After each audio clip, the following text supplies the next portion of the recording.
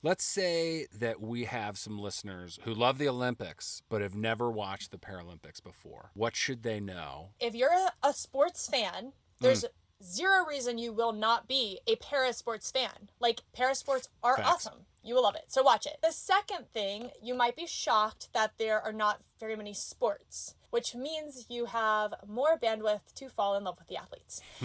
Now, not to toot my own horn. No, good sell. This is great. The last thing, which I think is very important, is we are elite level athletes. Yes. Sometimes we suck. Like, meaning as humans, we're so, like, boo us. Or, like, watch us like you would any other athlete. Like, you might see somebody in a sit ski completely explode. Like, they're going so fast. When they have a crash, it is like anything you've ever seen. Yeah. Don't go, oh, that poor disabled guy. Go like, oh, that guy just slammed so hard. Holy cow, you know? Give us the same energy you would the Olympics, because we are athletes. And, like, we are all trying to go home with a gold medal. We are pushing our limits. And, like, it's really cool to watch. This is the Outside Podcast with Patty O. Have you ever felt like the passenger in your life rather than the driver? Like you're sitting shotgun, watching someone or something else drive you somewhere you didn't ask to go? I definitely have. It happens in small ways, like when my day goes sideways unexpectedly. It happens in bigger ways, too, like when work feels insecure, or there's family stress, or the years I spent dating and constantly wondering where my heart was going to end up. Feeling like you've lost agency in your life is unnerving, but getting it back is rarely as simple as just telling that unwanted co-pilot to move over so you can drive.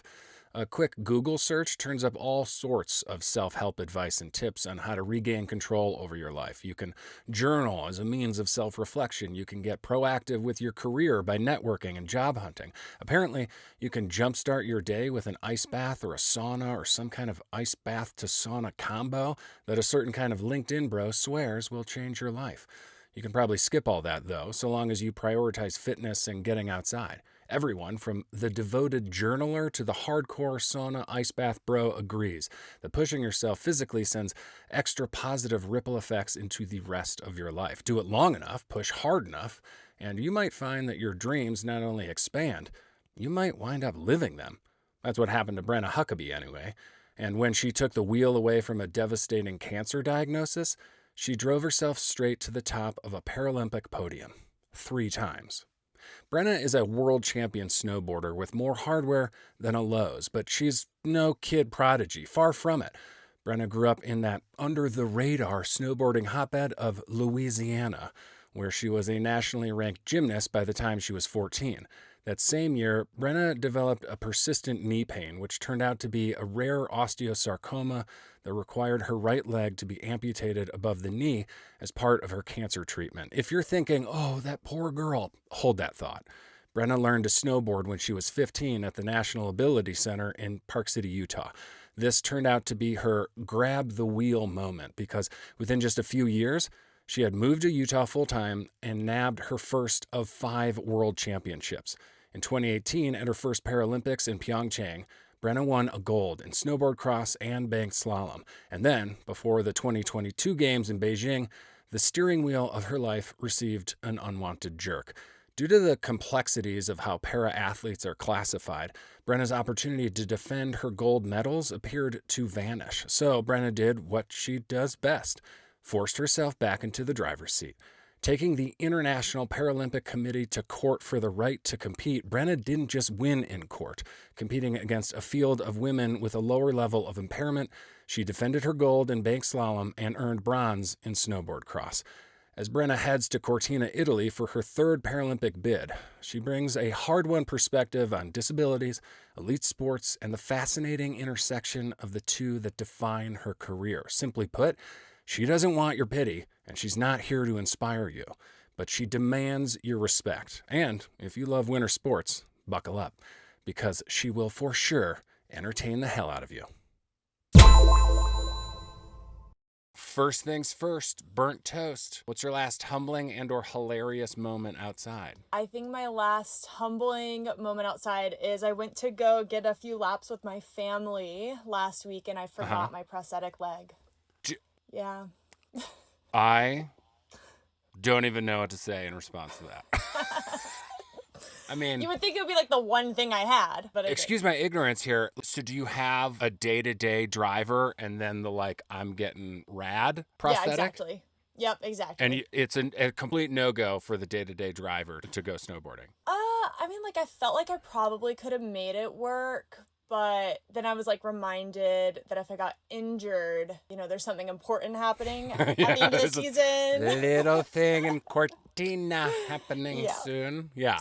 Okay. So decided it wasn't worth it. But yeah, totally forgot my leg. So what did you do? Were you just like the ski lodge lizard? Did you just like drink hot cocoa and like chat to folks and watch television? What did you do? That's like not my vibe. I left my family and went thrifting. So that was great. Cool. Okay. So actually this might be like nice for you in the future. All right, hubby, like you got to take the kids and do the thing. I forgot my prosthetic, so I'm going to go buy some stuff. You're getting it. Smart moves. Smart moves. Okay. All right. Let's get into it. You are gearing up for your third Paralympics this March in Cortina, and you've written and spoken a lot about how important it is to you to be called a Paralympian and not an Olympian. What exactly about that distinction is important to you? I think there's a lot of reasons, to be honest, but what I'm landing on lately is it has taken me a long time to be proud of being a Paralympian because there's a lot of internalized ableism that I've had to understand within myself around what it means to be disabled and what it means to be a disabled athlete. When I first became disabled, I went on a Make-A-Wish trip in 2012 to watch the Olympics. And on this trip, I made a low-key announcement to a reporter, and I was like, yeah, I would love to be in the Paralympics. And I said, but do people even care about the Paralympics? Because you can't see it, you can't watch it. I've never seen athletes. Like, it feels embarrassing almost to say I want to go to the Paralympics because it doesn't seem like anything anybody gives a crap about. Yeah. And I feel like now I know how much work goes into being a Paralympic athlete, and I want to be honored for it. While a lot of people use the term Olympian to describe Paralympians, there's a good faith reason for it. I feel like it kind of erases the Paralympic side. You can call us a Paralympian and it can still mean what you want it to mean if you were to call me an Olympian. Does that make sense? Because that was a big story. Yeah, no, I think it makes sense. One of the intriguing things that you said there was that you had to yourself get over a bit of ableism, internalized ableism. What do you mean there? Was it frustration, anger, shame? It was a mix of things. I think the biggest one is I never wanted to identify with the word disabled because the way that I had learned about what it means to be disabled is like you can't do all the things that you want to do or you're less than. And I became disabled around a time where everybody was like, oh, you got to call disabled people differently abled or handy-capable and like all of these super cringy terms.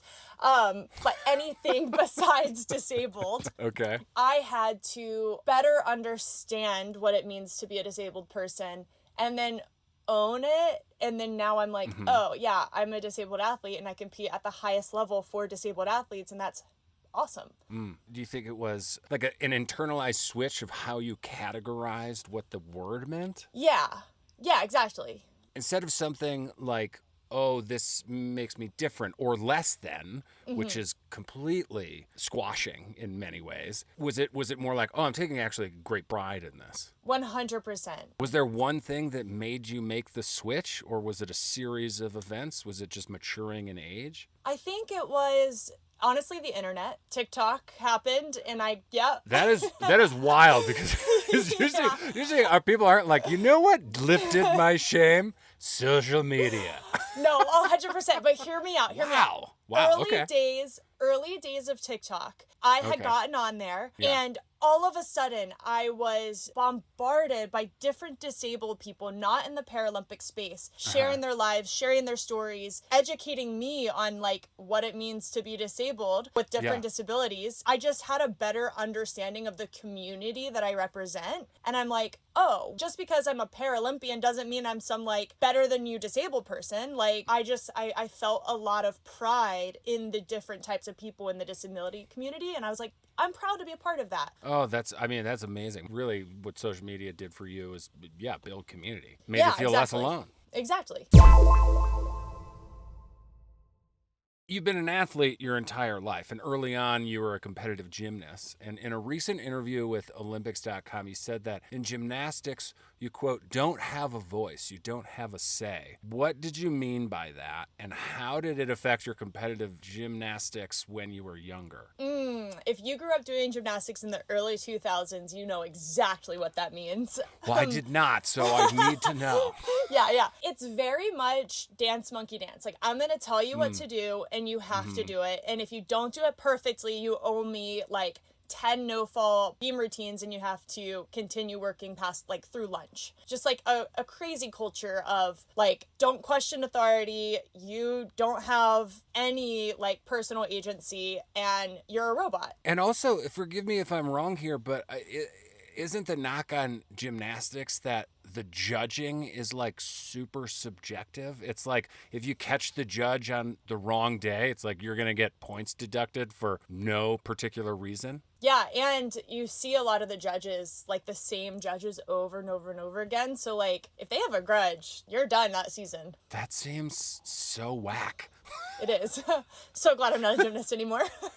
Well, so yeah, your introduction to snowboarding at 15 then, did that switch offer more freedom and more expression by comparison? 100%. But it took me many, many years to get to a place where I could fully be in that self-expression and not beg my coaches to tell me exactly what to do and how to do it and how to behave. Like, I had to go to therapy and rework some of that. Is it because of the cancer diagnosis and the amputation, or was it also in part because you were stuck in this box of, I'm a gymnast, so I'm supposed to do the right thing, and someone needs to tell me what the right thing is? Was it all of that? Probably all of that, but Okay. I think, where I am now with snowboarding, where I like feel like I'm my own person and I can question my coaches and I can make my own choices, like that had a lot to do with my gymnastics upbringing. Is that kind of freedom and even like, I'm going to speak up for myself ism, is that something that drew you to it initially, or did you realize that distinction once you started pursuing it more seriously and had the switch of like, oh, I actually can like take this on like very seriously at the like highest level of competition? I think it was a little bit of both, because I was around people who grew up in the ski and snowboarding world. So just seeing how they interacted, I would be like, wait, that's so cool that you just like, you know, like we're doing this one training, but you're over here like jumping off of these little like side hits, and but we're supposed to be doing this, but you're over here. What the heck? Yeah. And so I like knew that was something that was in the world, but I didn't know how to like break out of that mindset and like allow myself to go screw around.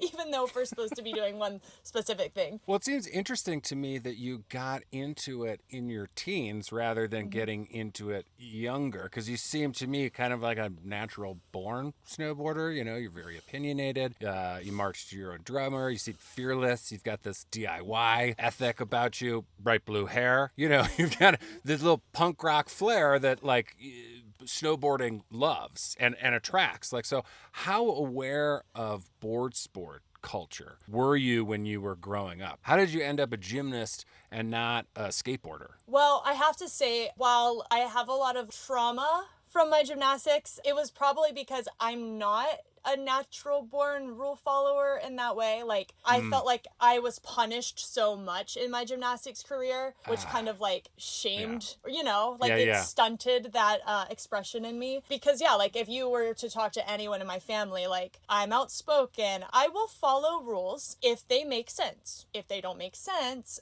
why are we doing this? So that's kind of how I naturally am. But I think I just got like punched down too much when I was a gymnast, and I just had to like break free of that in my 20s. I can remember getting into it with our TD at the time, because he basically was telling us that like women's... What's a TD? Oh, our technical delegate, I think is his name, or his title. Just telling us basically that like women's snowboarding wasn't as important to gain numbers and to have around. So like we need to be better behaved basically, because we're on the chopping block.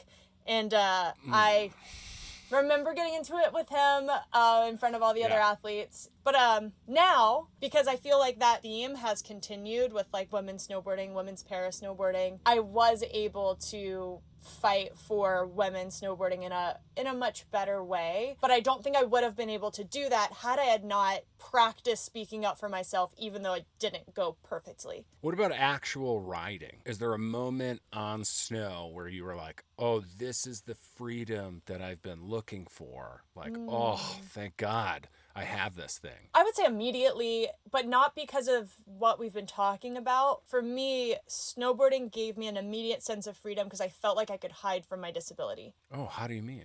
Explain that. That is super interesting. Yeah. First of all, loved that you wore long pants, baggier pants, so you couldn't see that I had a prosthetic. And then two, like when I'm riding, you really can't tell. I mean, honestly, it's probably like people are watching me sometimes because I can arc some benders. Like I know how to throw down a carve. So I think... yes, I have watched you snowboard, and this is correct. That is a truthful statement. So I feel like maybe people are like, oh, like watching my snowboarding rather than being like, oh, she has one leg. At least in the early days. Do you still feel like that? Do you still feel like I love this thing because I can... Nobody knows? Now, I mean, there are moments where I kind of like to have that just secret, but I would say now I really like to do the opposite and show my prosthetic leg because it's like, oh, that's the kind of things that disabled people can do if we give them prosthetics, if we give them opportunity, if we give them resources and access. Now it's like a whole other freedom thing of like, look what we can do. I do want to talk about something that you brought up often in the media, which is the tension between being viewed as an inspiration versus being viewed as an elite athlete. You've been very, very public about your belief that stories about Paralympians focus too much on the inspiration narrative and not enough on the top tier athleticism. You once said, quote, "We've heard the stories around Paralympic athletes and it's around their disability, how they became disabled, how they've been an inspiration because of their disability, but we don't hear about the stories they want to tell and about being an elite athlete and the amazing stories that exist within our sports world." Can you explain your idea and your feelings here more? Yeah, this one's kind of complicated because, of course, as an elite athlete or as a disabled person who's doing things that the majority of people aren't going to do, of course, there's going to be a level of inspiration there. I think where it gets misplaced is when the story is so focused on the surface level, how you became disabled, the surface level, like, oh, poor thing, like, I can't believe she went through that. If she can do that, I can do anything. Like that kind of, the way that inspiration story is told. Yeah. I think we're so beyond that. And I know for myself, like if you were to ask me some of the hardest moments of my life, there's more than just my leg. While that obviously was a really big moment, I would say my mental health has been something that has impacted me just as much, and one that I want to share. And like my motherhood journey and all the things that just make us like well-rounded people. I guess it's less about being an inspiration because I understand that we are, but how that inspiration story is told. Well, it seems also like what you're saying is what you don't like is like this lever of pity that is being pulled on your life story. Yes. And in terms of that life story being told, especially publicly in the media, it doesn't give the full picture. Is that what it is? It's like, stop pigeonholing me. Also, I don't need your pity. 100%. Gosh, if I had like $1 for every time in public, like that was told to me, like, you know nothing about my life, nothing about who I am, my athletic accomplishments, but here you are coming up to me at the grocery store and telling me I'm an inspiration. Like, why? Because I wanted to like because you're pushing milk? A shopping cart. Yeah. Oh, right. I was gonna ask you this. Like, I have para-athlete friends who will be like out and about and they'll like open a door or something and someone stops them and is like, "Oh, your courage." And they're like, "I'm just getting coffee. Like, get out of my face." Is that the most annoying thing? Is that because it's belittling? Because it's demeaning? My next favorite is when that happens. So literally that experience is constant, and then it's usually followed up with, "But how did you lose your leg?" Oh, and my you're God. like, "Great." Thank you. Which now is I gotta which is insane because it's like it's not like you would go up to any Joe Schmo on the street and be like, "Hey, could you tell me about like some really hard shit from your past? I would just love to. I know I'm a random human, but let's have a little therapy sesh." Okay? Yeah. I mean, that's an insane thing. It's like when strangers come up to a pregnant woman and like touch their stomach. Yeah. It's like, no, literally. And I think because I have, a lot of disabled friends and I've posted about this on the internet so many times and people are like, oh, I don't mind when people do that. And I'm like, that's great that you don't mind. I do. Yeah. Also, I have like a face that says, come talk to me. Because this happens to me weekly. No kidding. And some people are like, oh, it's not that often, like for them. And I'm like, girl, I don't know what I've got written on my face, but it happens to me almost every time I leave my house. I don't leave it that often. Do you find that because of that, you like don't want to go get groceries, go get coffee or something? Or if you do, you're like, I am definitely going to wear pants. I'm at peace with it now after like many, many, many, many, many therapy sessions. Yeah. Okay. Yeah. Praise be to therapy. Yeah, 100%. What gets lost with like the inspiration around disabled athletes is that athlete part gets missed. It's always a celebration of what? Like they can do this in spite of, rather than look how incredibly athletic this human being is. Yes, 100%. During watching the Paris Games, you know how many people are like, oh, I could do that. I mean, it comes out with every Olympics and Paralympics, the armchair experts who are like, I only watch skeleton once a year, but that guy from Russia is not doing it correctly. Yes. So I feel like as para athletes, we have that on steroids. It's like, actually, first of all, I outride you with one leg. And also, if you were missing one leg, like, no offense, but I don't think you could do what I'm doing. Even if you had the prosthetic, like, it's hard. Like, people just think that they could do it because they're able-bodied. So then what do you say to people, or what do you want to say to people who miss this point? In public, like when it happens, I'm nice. I just want to be like, if you only knew. If you only knew what I've accomplished, then like, I don't even know if you would have the nerve to come up to me right now. Like, I think you would be intimidated, maybe. Right. I don't know. I would be. Like, I get it's that way with other para-athletes where I'm like Oksana Masters, when she's around, I'm like, oh, like, you're so, like the GOAT. Whether or not my disability is relevant to my story, it 100% is. For so long in the para world, it was almost expected for you to share. I mean, it still kind of is, but like back then it was like that was the story, the disability and like overcoming. I think that's another one that like drives me nuts because like I'm still living with a disability, so like there's no overcoming. It's more of like a navigating. But I would say that's like a good way to put it. The expectation to have to dig into your trauma for the masses and share your disability story like was so expected within para athletes. Now I feel like it doesn't have to be. I think we need to allow para athletes to decide, and for a lot of them like that story might be crucial and important and impactful for them to share, but I don't think it needs to be expected. Let's say that we have some listeners who love the Olympics but have never watched the Paralympics before. What should they know, and what do you want to tell them?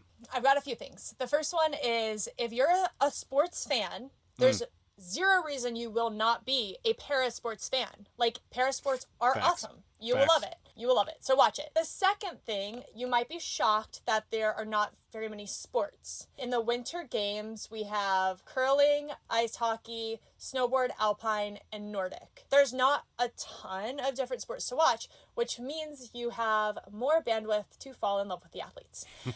Now, not to toot my own horn. No, good sell. This is great. The last thing, which I think is very important, is kind of the whole theme of today. We are elite level athletes. Yes. Sometimes we suck. Like, meaning as humans, we're so like boo us or like watch and be like, I can't believe like they just like did that thing that was seemingly unsportsmanlike or whatever. Hopefully everybody's sportsmanlike, but like I just you know what I mean? Like stuff happens and like watch us like you would any other athlete. Like you might see somebody in a sit ski completely explode. Like they're going so fast when they have a crash, it is like anything you've ever seen. Yeah. Don't go, oh, that poor disabled guy. go like, oh, that guy just slammed so hard. Holy cow, yeah. you know? Give us the same energy you would the Olympics, because we are athletes and like we are all trying to go home with a gold medal. We are pushing our limits and like it's really cool to watch.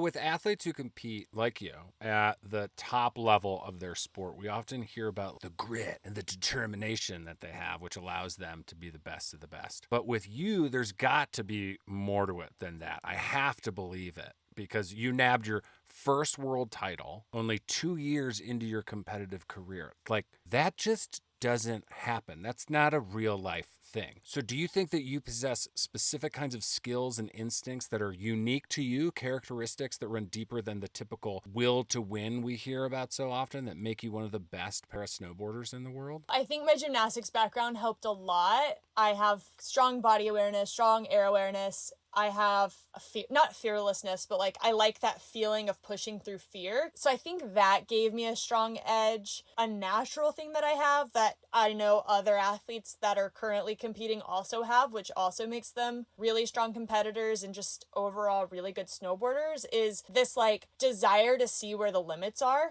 Para snowboarding is so young.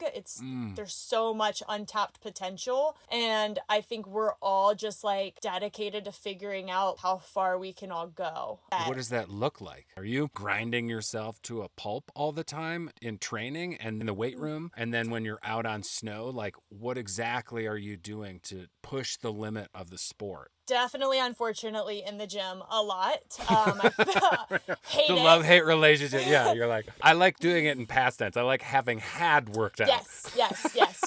Relatable.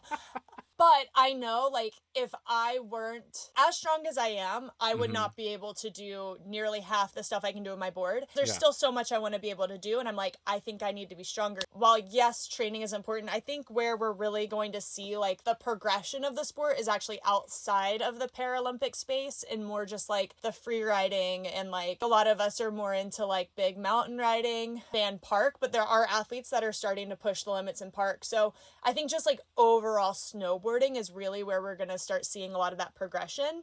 But of course that translates into border cross and bank slalom. Well, are things like fearlessness, determination, a willingness to push your own limits, are those types of characteristics specific to your athletic career, or do those things show up in business, in your marriage, in motherhood? Like, what about snowboarding shows up for you in your off-snow life?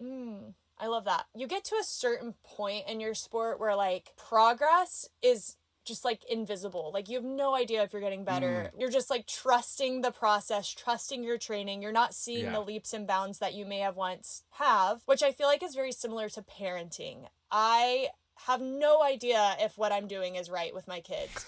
And I have no idea. And I'm like beating my head against the wall, like trying to do my best. But then just like in snowboarding, all of a sudden you'll have a small little breakthrough. It'll be like just tiny moment. And you're like, oh, I have been on the right path. And I feel like that's the same with parenting, because all of a sudden your kid will say or do something and you're like, oh, you do listen. Like you are growing and like doing the thing. So I think that has definitely helped me in my parenting. Does your competitiveness show up in your parenting? Does it show up in your marriage?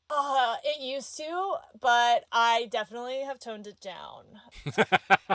How did it used to? Did you guys like compete in things? Well, let me just say, like, my husband hasn't played a board game with me in so long. Oh my God, dude, I can totally relate to that.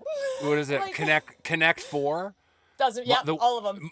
My wife, the way that her brain works, can just see patterns like everywhere. Love. And she, just the face that she makes when she's like, didn't see that, bink, and drops the little tile in. And it's just like, can't do this. That's amazing. Can't do this. I absolutely love that. I also like just share no mercy.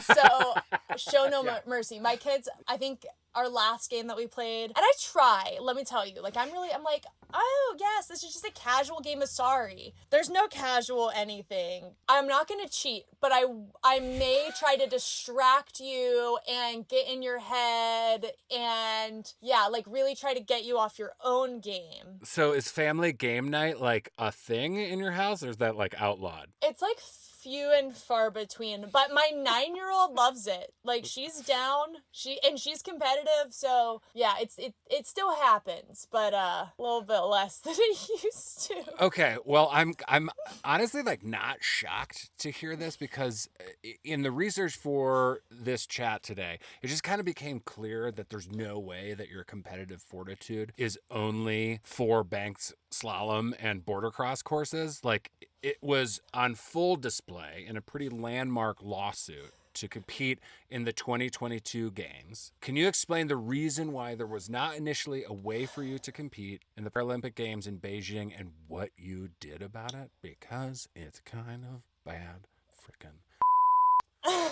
Yeah, so going back to the conversation earlier where I said, I'm a rule follower. If you can tell me why this rule exists and it makes sense, I'm down for it. But if you can't, I'm not about Challenge! it. Exactly. There are two take us back. categories for women's lower limb, so leg impairment, snowboarding. So we have LL1 and LL2. LL1 is where I compete, and it's, to put it visually, above the knee amputees or a like neurological disability that is similar, that is impairing you somewhat similar to an above the knee amputee. Included in this would be also a double below the knee amputee, because that's just objectively harder than just missing one leg below the knee. So LL2 is, to put it visually, below the knee amputees or something similar. And these groups compete separate because it's not really fair for them to compete together, because having only a below the knee amputee where you have use of both of your knees is just objectively easier on a snowboard. We were competing separate in 2018, where I won my first 2 gold medals. After that games, we had a lot of LL1 women and LL2 women retire. So we didn't have the numbers, very many women competing anymore. And so the IPC was like, okay, since you guys don't have enough to make a heat, you can compete with the LL2 women at a disadvantage if you want some competition and to be able to actually do the sport of border cross the way that you want to do it, with multiple people on a course. So myself and the other woman who has been around in LO1 were like, fine, that sounds good to me. Like, we'll compete combined, no worries. So for World Cup events, we competed combined. We were also told we would be able to compete combined at the games. As long as there's not enough women, don't worry about it, you'll be together. When the qualification guide came out in 2021, we noticed that there was no language that was allowing the LL1 women to compete. And it was very confusing because we had been operating and competing together as if this were going to happen at the games. We were all getting used to it. So to find out like, hey, you're excluded was confusing and then very anger inducing. I bet devastating too. And devastating. Yeah. I just put my been training for this and competing for 4 years. What are you talking about? Yeah. Exactly. Yeah. And I've been competing at a disadvantage this whole 4 years. Exactly. That's crazy. So when we found that out, we asked for clarification. Why is this choice being made? Are there ways to change it? At the time, the IPC was like, they gave zero reason why the choice was made that we couldn't compete. So the only logical reasoning was disability discrimination. I'm here to compete. The whole purpose of the Paralympics is for representation and to be a catalyst for inclusivity in society. And I'm like, okay, so you're telling me the whole reason we're here is for inclusion, but you're excluding me. That's crazy. How can we find a way that, we are included? I find support and a lawyer, and myself and the other woman, teamed up together to just make a bigger impact. And we won the injunction on the basis of disability discrimination, and we were allowed to compete combined and at a disadvantage at the 2022 Paralympic Games. And we have more LL1 women now, which is kind of a bummer. It's great that they're here, but it's a bummer because we are still competing combined, even though there's really not a need for it, which is really disheartening. So hopefully the next games after this one will be separated again, but in 2026 we will still be combined. What do you think you learned by picking the fight and standing up for yourself? And then not only winning the lawsuit, you flipping won a gold and a bronze. It was really scary, I'm not gonna lie. Yeah, believe it or not, going against major major like conglomerate is terrifying. You know, am I gonna be punished for speaking out and for like making waves and whatnot? And I was just kind of like, who cares? Like, I have this like injustice thing within me where I'm like, you know what, so be it. Like, there was a time this is wrong. This is wrong. This is wrong. There is right and wrong, and this is wrong, and I need to challenge this. Exactly. And like, I just kept thinking about like my younger self when I had just lost my leg, and how much like seeing an above the knee woman snowboarding changed my life. It gave me this like, oh, we can do this. When I first learned how to snowboard, I went on a group trip with my hospital, and I was told I was not allowed to snowboard because it's too dangerous to teach above the knee amputees in group settings how to snowboard. And I was like, I'm not going on your little ski trip if I can't snowboard. And they were able to make it happen, which I'm so grateful for. I was really outspoken about. And I got to use another above the knees prosthetic leg. She lent it out to me. So all of this to say, there's not a whole lot of places that are encouraging above the knee amputees to snowboard. So it's truly, if you can't see it, how do you know you can do it? And so that was one of like the reasons for the fight too. I'm like, representation matters. You said it yourself. Like, let's show my younger self and all the other ones that we deserve to be seen. What do you think the number one lesson from the lawsuit was? Ooh.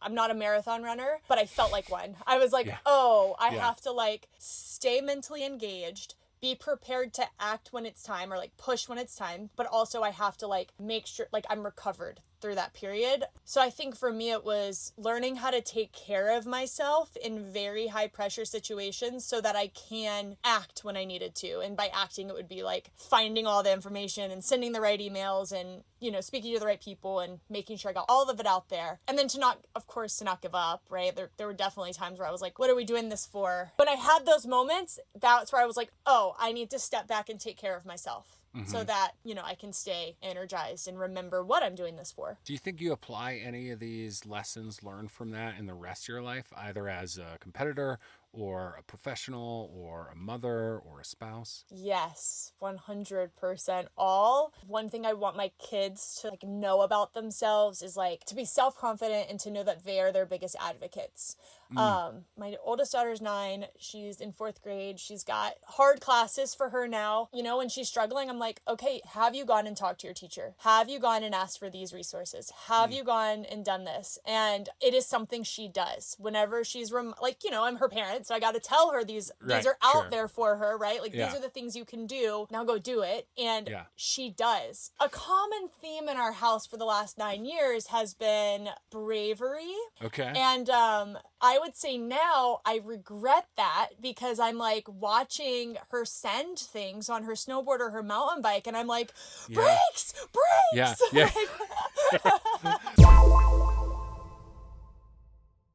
When it comes to your advocacy work and also your career as a professional athlete, I have to believe part of what pushes you to continue to challenge yourself physically, to challenge the powers that be, is the fact that you know that your daughters are watching.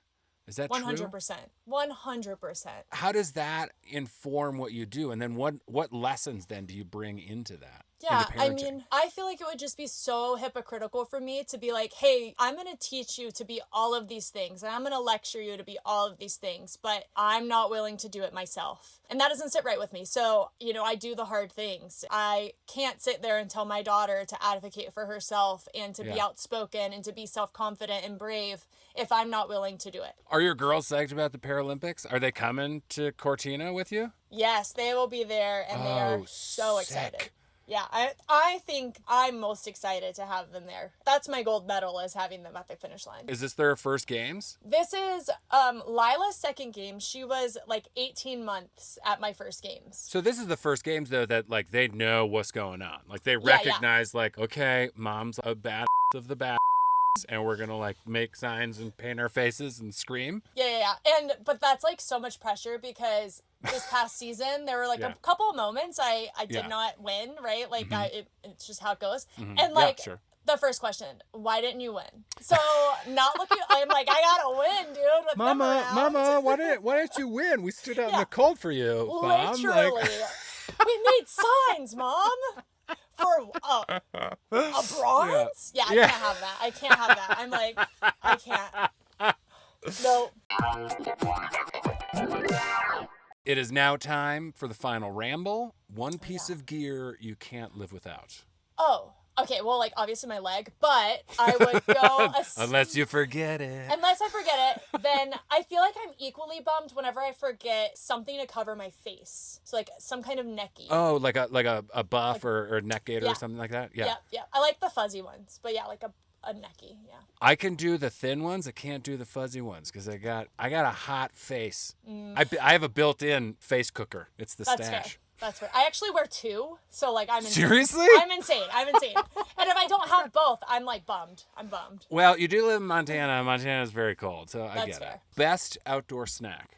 Oh, beef jerky. Gotta love it. My dad they are big hunters in Louisiana, so he shoots his own deer and then makes his own deer jerky and he sends it to me. You're so I've got getting that. Louisiana jerky mailed to you? Okay. I sure am. That's am. kind of fancy jerky. Yeah. Sure. I mean, if you saw my dad's kitchen and appliances, you'd probably think otherwise. Health hazard. But I still eat it. What is your hottest outdoor hot take? You know, I feel like this one is actually pretty hot because I already know people have arguments against it, but I don't think the outdoors are accessible enough. There's so many places people with different disabilities can't get to, and I think that's a big bummer. What's the fix? What's your fix? I mean, like, we could start at the local level. Like, there's a lake by my house that I've contacted people on that, if you have a disability, there's absolutely no way that have a walker or a wheelchair. There's no way you're getting down there unless someone's like carrying you. And even that's kind of sketchy. So yeah, more accessible trails, more accessible access to like just different nature things. Do you attend your town council meetings? No, but I will. I was going to say, like, man, once you get home from Cortina, like, the town council better watch out. I feel like we are getting glimpses, perhaps, into, like, post-professional athlete career, which is just, like, headbutting local, state, and national government into more accessibility. Oh, yeah. Like, I've already been in touch with, like, the majority of the local organizations in my area that do a lot of good for disability access and all sorts of different things. So yeah, there's a lot of politicians who are about to get some blue-haired headbutts, dude. 100%, and Montanans love that. Let me tell you.